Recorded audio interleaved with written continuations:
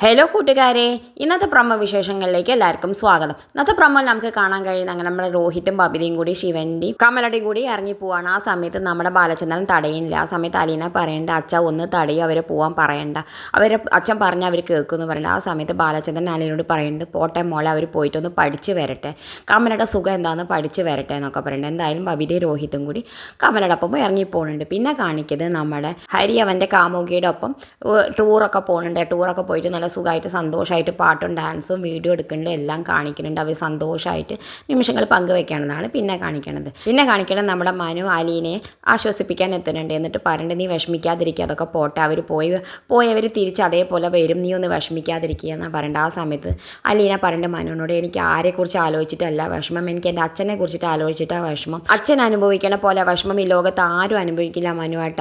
അച്ഛനൊരു പാവ, അച്ഛൻ ഓരോ നുണക്കഥകൾ ഉണ്ടാക്കിയിട്ട് അതിലങ്ങനെ ജീവിച്ചിട്ട് സന്തോഷം കാണുകയാണ്. അച്ഛൻ മഹാപാവാണ് എന്നൊക്കെ പറയുന്നുണ്ട്. അച്ഛൻ എന്നോട് പറയും അച്ഛൻ്റെ ഊന്നുവടി ഞാനാണെന്ന് പറയുമ്പോൾ അതിൻ്റെ അർത്ഥം എന്താണെന്ന് എനിക്ക് നന്നായിട്ട് അറിയാം. അതിൻ്റെ എല്ലാ അർത്ഥത്തിലുമാണ് അച്ഛൻ എന്നെ പറയുന്നത്.